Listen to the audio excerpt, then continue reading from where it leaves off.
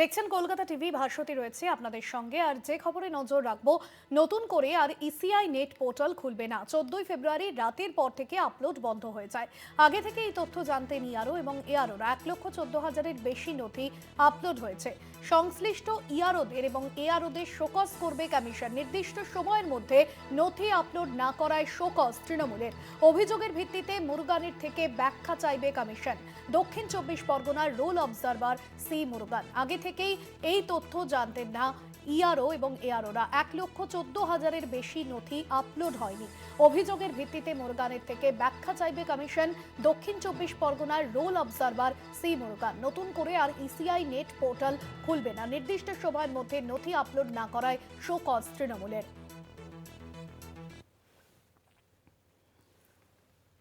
আগে থেকে এই তথ্য জানতেন ইআরও এবং এআরওরা। 14 ফেব্রুয়ারি রাতের পর থেকে আপলোড বন্ধ হয়ে যায়। নতুন করে আর ইসিআই নেট পোর্টাল খুলবে না। 14 ফেব্রুয়ারি রাতের পর থেকে আপলোড বন্ধ হয়ে যায়। আগে থেকে এই তথ্য জানতেন ইআরও এআরওরা। 1,14,000-এর বেশি নথি আপলোড হয়নি। সংশ্লিষ্ট ইআরও এআরওদের শোকজ করবে কমিশন। সত্য সুন্দর ভট্টাচার্য রয়েছেন ফোন লাইনে। সত্য, কি জানা যাচ্ছে এই বিষয়ে কমিশন সূত্রে? দেখো, গত 14 তারিখ শুনানি শেষ দিন ছিল এবং সেই শুনানির দিনই কিন্তু আপলোডের যে নথি, সেই নথি আপলোড করার বিষয়েও কিন্তু সেই দিনটাই শেষ দিন ছিল।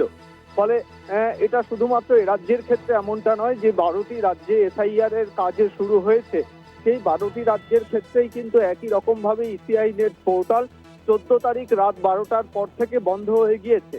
স্বাভাবিকভাবেই যে সমস্ত নথি এখনো পর্যন্ত আপলোড হয়নি, সেই সমস্ত নথি নতুন করে পোর্টালে আপলোড হওয়ার ব্যবস্থা আর থাকছে না। সেক্ষেত্রে সংশ্লিষ্ট যে সমস্ত ইআরও এবং এইআরওরা যারা এই নথি আপলোড করেননি, সেই ইআরও এবং এই ইআরওদের শোকজ করতে চলেছে মুখ্য নির্বাচনী আধিকারিকের দপ্তর, এমনটাই সূত্র মারফত জানা যাচ্ছে। ফলে তাদের কাছে তারা আগে থেকেই জানতেন যে 14 ফেব্রুয়ারি শেষ দিন, 14 তারিখে শুনানি এবং আপলোডের গোটা প্রক্রিয়াটা সম্পূর্ণ করতে হবে, কিন্তু সেটা জেনেও তারা যেহেতু সেটা করেননি, সেই কারণেই তাদের শোকজ করা হবে বলে কমিশন সূত্রে জানা গিয়েছে। একদমই ধন্যবাদ জানাবো সত্য সুন্দর ভট্টাচার্য ছিলেন ফোন লাইনে।